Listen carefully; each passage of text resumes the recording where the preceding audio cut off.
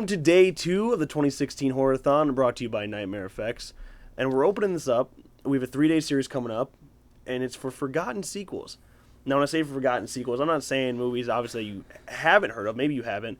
But any horror fan has probably seen these movies, have definitely heard of them at least.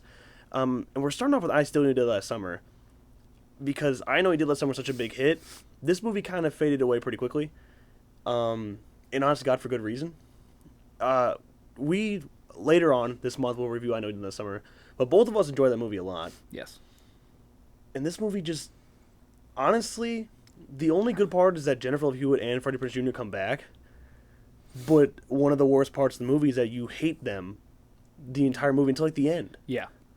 Like, it's Jennifer Love Hewitt starts off, okay, you like her character again. But then Ray comes in, and she obviously doesn't want to go back to the town. She's at college now, and she doesn't want to go back to the town because, you know, what went down there. That's all. It has nothing to do with Ray. And, He's still working at the docks. Right. Fisherman. And he does like an asshole about it. Yeah.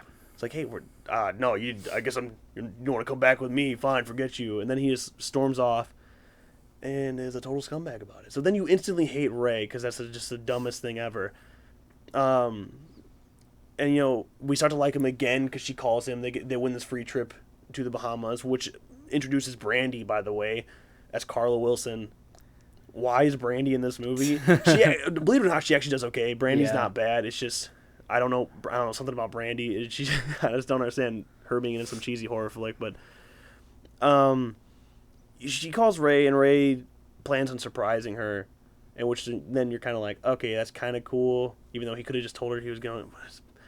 But then they get to the Bahamas, and you don't like Jennifer Love Hewitt anymore because she starts flirting with the other dude, with Will Benson. Like, then at that point, you officially hate everybody in the movie. Yep.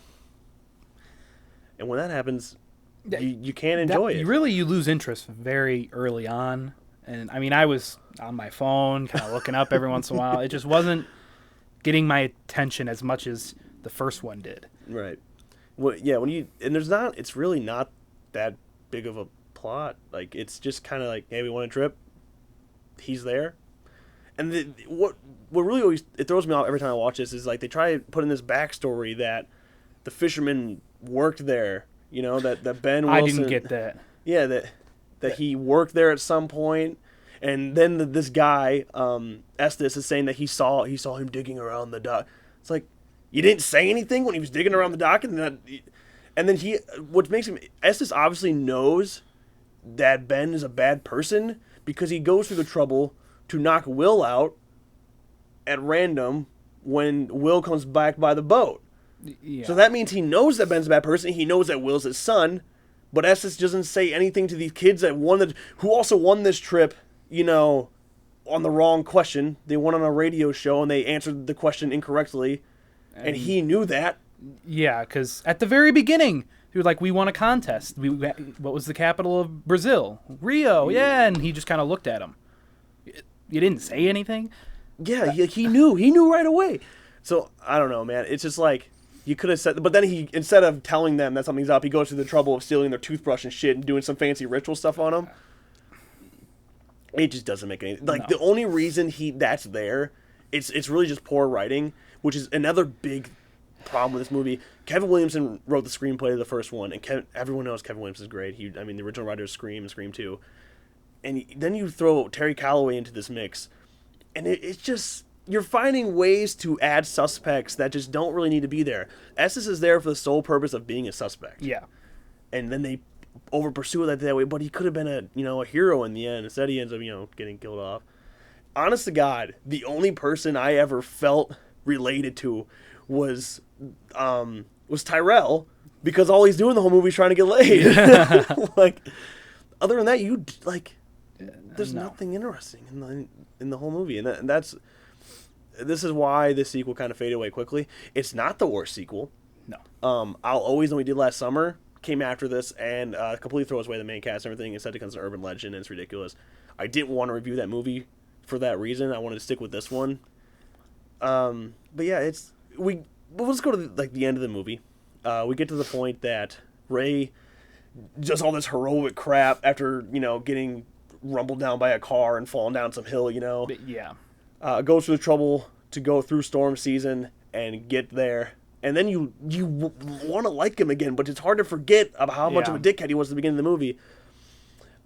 There are two parts I like in this movie that I actually legitimately enjoy. One's the opening scene of her going through confession. Yeah. I thought that was a creative way to start. And I do like the end and the reveal of Will as Ben's son. Yeah. Yeah. Mainly just because that dude's, like, surprisingly creepy. And he actually does it pretty well. And I think he's got two lines that are great. One, Benson, like, come on, Julie, what is it, Benson? He has got the radio show voice as well. Yeah. But then he's like, she's checking him for wounds. And he's like, I can't find a wound. I can't find a wound. And he's like, because it's not my blood, Julie. That's a good line. I think that was cool. After that, just there's not much going on there. Now let's talk one more thing before we give a rating here. The cliffhanger ending, which was pointless. Yeah. We get this nice establishment. Oh yeah, Ray and Julie are together and they're happy, and Ray's brushing his teeth with some stupid ass. Yeah, they're in their house. They're living their life, you know. Yeah, and then she gets grabbed from underneath the bed by the fisherman. Why? It's just why? And then I don't know if their plan was to pursue it. It's just bad screenwriting. That's all that was. It's just like, and I don't know if the production company forced that upon them so they could push another sequel, because I know Deal This Summer blew up, man. So I think that's what they might have been going for. And eventually they got a sequel, but not the one they wanted. No. Okay. Before we move on to our ratings, we're going to thank our sponsor real quick, but make sure you stay tuned, because you're not going to want to miss a rating for this one.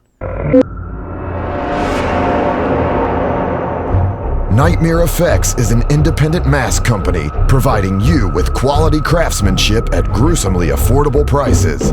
They offer both replica masks and busts of one of the most iconic killers in cinematic history, while also offering custom orders and repaints.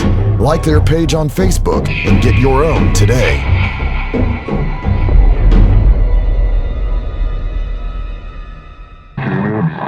Okay, we're going to move on to our ratings now. Nick, we're going to start with you. Out of 5 jack-o'-lanterns, what are we feeling? I'm giving I Still Know What You Did Last Summer 2 out of 5 jack-o'-lanterns. 2 out of 5. Yeah, I'm in the same position. I'm saying 2 out of 5 as well. The movie sits at a 4.6 out of 10 on IMDb, but it also sits at a 7% on Rotten Tomatoes. 20% audience score. Yeah, as a 21 on Metacritic. It's just, it's not a very good movie. No. I would say if you legitimately are a fan of the first one, and that's like, I know Nick loved that movie, I'd go ahead and check it out. Don't check out the one after that, because you really will hate it. But this one you can get through, I would say. Yeah. You can get through it. And you deep down, something about Jennifer Love Hewitt, I can't hate her. So, I don't know, yeah. But, I mean, all around, we're sitting at a 4 out of 10, which is about what it sits.